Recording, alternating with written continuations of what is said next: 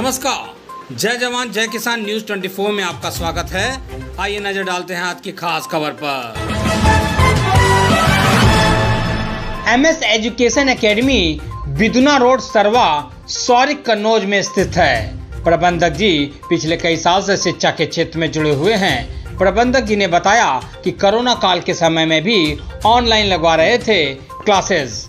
प्रबंधक जी ने कहा कि शिक्षा उस शेरनी का दूध है जो पिएगा वो दहाड़ेगा।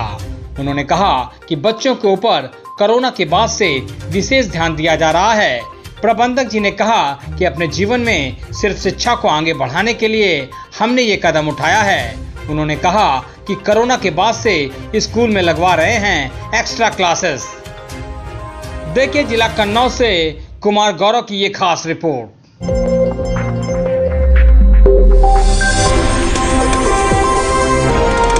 नगर पंचायत सौरिक, आज मैं जहाँ बैठा हूँ उस विद्यालय का नाम है एमएस एजुकेशन एकेडमी सरवा सौरिक। हमारे साथ बात करने के लिए उपस्थित हैं प्रधानाचार्य महोदय। बात करने और जानने का प्रयास करूंगा कि पिछले 2 साल कोविड का समय रहा, कोविड के बाद एक बार नई शुरुआत हुई है।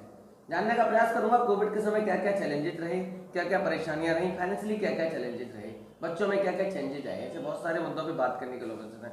मैम सबसे पहले तो आपका स्वागत है। Thank you. 2 साल कोविड का समय, कोविड के बाद एक बार नई शुरुआत हुई है। कोविड के समय 2 साल कैसे रहे? कोविड के समय 2 साल बहुत ही क्राइसिस में गए। स्कूल का जो मैनेजमेंट था, जो फाइनेंशियली जो प्रॉब्लम्स थी वो बहुत ज़्यादा रही, क्योंकि प्रॉपर जो फीस होती है स्कूल की वो सब नहीं हुई, और जिसकी वजह से सारे एम्प्लॉयज़ हमारे, सारे टीचर्स उन्होंने सफ़र किया, क्योंकि जब क्राइसिस होती हैं फाइनेंशियली तो नेचुरली हम लोग उनको प्रॉपर पे नहीं कर पाते हैं।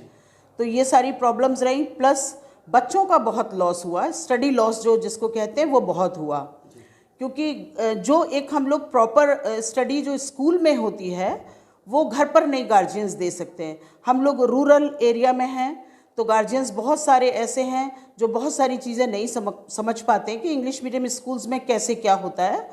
तो हम लोग वो प्रॉपर जब स्कूल होता है तो हम लोग हर चीज़ एक्सप्लेन करते हैं, गार्जियंस के कांटेक्ट में रहते हैं, हर चीज़ उनको समझाते हैं, बताते हैं। लेकिन वो सारी प्रॉब्लम्स ये रही उस समय कि प्रॉपर हमारा कांटेक्ट नहीं रहा गार्जियन से। बहुत सारे गार्जियंस ऐसे हैं जो एंड्रॉयड फ़ोन यूज़ नहीं कर सकते, जो नेट नहीं यूज़ कर सकते। तो हम लोग ने बहुत प्रयास किया इस चीज़ के लिए कि हम लोग ऑनलाइन क्लासेस जो हैं वो कंटिन्यू करें, और एटलीस्ट 1 मंथ हमने कंटिन्यू किया। लेकिन रिस्पॉन्स ओनली 1 और 2-3 गार्जियंस का, हमें वो ऑनलाइन क्लासेस जो है वो वहीं पर रोकनी पड़ी, क्योंकि जब रिस्पॉन्स नहीं मिलेगा तो उससे कोई फ़ायदा नहीं।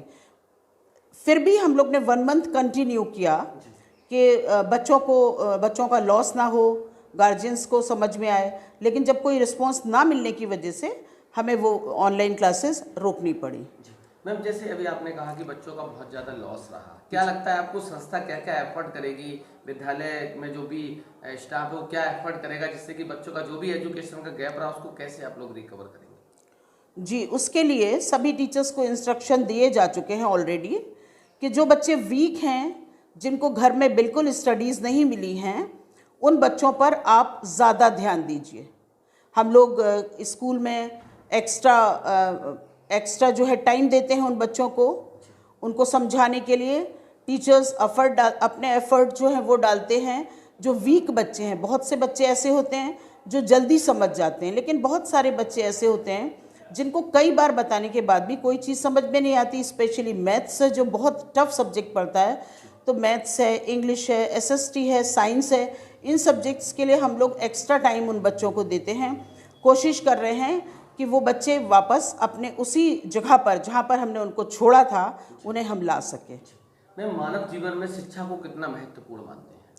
मानव जीवन में शिक्षा का बहुत महत्व है।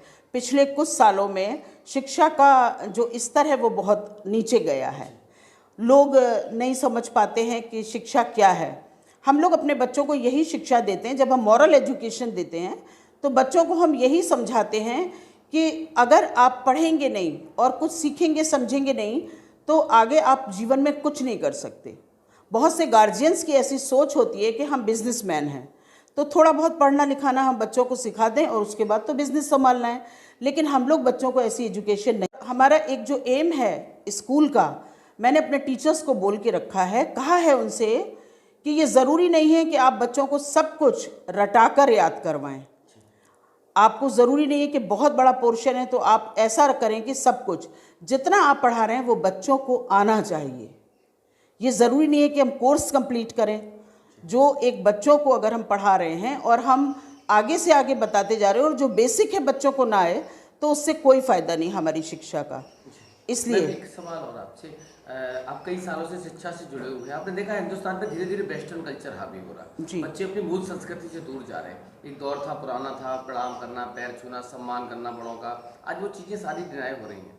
संस्था और आप ऐसा क्या क्या करेंगे जिससे कि हमारी संस्कृति और संस्कार भी बचे रहें, शिक्षा भी निरंतर चलती रहे? जी, हम लोग जब भी हम असेंबली करते हैं, अपने स्कूल में कंडक्ट होती है हमारी असेंबली, तो बच्चों को हम लोग ये चीज़ ज़रूर बताते हैं कि अपने से बड़ों का आदर आपको करना है। माता पिता, गुरु और ईश्वर, एक तरीके से हम लोग ये कहते हैं ये तीन ऐसे हैं, ईश्वर ने आपको सभी कुछ ब्लेसिंग्स दी हैं। आज जो कुछ है हमारे पास वो उनके द्वारा है। उसके बाद आपके माता पिता हैं जो सब कुछ आपके लिए करते हैं। पापा पैसे कमा के लाते हैं, मम्मी घर में काम करती हैं, तो माँ बाप का स्थान भी बहुत ऊंचा है। प्लस आपके टीचर्स जो आपको शिक्षा देते हैं उनका गुरु का स्थान भी ऊंचा है। तो हम लोग बच्चों को असेंबली में ये सब चीज़ें सिखाते हैं कि जब आप सुबह उठते हैं तो अपने माता पिता का जो कल्चर, जो संस्कृति आप में है, आप अगर गुड मॉर्निंग करते हैं तो आप गुड मॉर्निंग करिए, आप पैर छूते हैं तो आप पैर छू लीजिए। जिस धर्म में जो कस्टम है आपका, आप उस हिसाब से आप करिए, पर आप अपने से बड़ों की इज्जत ज़रूर करिए। और हमारा ये निरंतर प्रयास है कि हमारे स्कूल के बच्चे जो एक बेहतर नैतिक शिक्षा को भी जानें, पढ़ाई के साथ साथ केवल किताबी शिक्षा नहीं, नैतिक शिक्षा को भी जानें। मैम, आखिरी सवाल आपसे, नवरात्रि का दीपावली, बुराई भी अच्छाई की चीज, विद्यालय परिवार की तरफ से अभिभावकों को प्लस प्रदेश व देशवासियों को क्या शुभकामना देना चाहिए? हम लोग जब भी कोई भी फेस्टिवल होता है तो उस टाइम पे हम जब बच्चों को एक सूचना देते हैं, उस सूचना में हम सभी अभिभावकों को और बच्चों को भी उस पर्व की हार्दिक शुभकामनाएं देते हैं और उस फेस्टिवल के, उस त्यौहार के बारे में हम लोग बच्चों को डिटेल में बताते हैं कि ये क्या है, इसका मकसद क्या है। तो आप भी इन चीज़ों को समझें क्योंकि आप देश के भावी नागरिक हैं और आगे आपको ये देश संभालना है। तो इस सब सभी अभिभावकों को और सभी बच्चों को और जो हमारे अभिभावक नहीं हैं या जो भी हमसे जुड़े हैं, हम देश के हर नागरिक को हमारे विद्यालय की MS एजुकेशन एकेडमी की तरफ से दशहरा और दीपावली की हार्दिक शुभकामनाएं। बहुत बहुत धन्यवाद मैम बात करने के लिए। हमारे साथ थे MS एजुकेशन एकेडमी के प्रधानाचार्य महोदय। बहुत बारीकी से बताया कोविड के समय क्या क्या चैलेंजेस, क्या क्या परेशानियां रही। हमें भी आशा है, उम्मीद है कि विद्यालय परिवार अपना 100% योगदान देगा जिससे कि शिक्षा का जो भी गैप रहा उसकी जल्द से जल्द भरपाई हो। न्यूज़ 24 की तरफ से आप प्रधानाचार्य महोदय को, विद्यालय परिवार को नवरात्रि की आने वाले पर्व दीपावली की बहुत बहुत बधाई, बहुत बहुत शुभकामनाएं। धन्यवाद। पल पल की खबरों को देखने के लिए चैनल को लाइक, सब्सक्राइब और शेयर जरूर करें।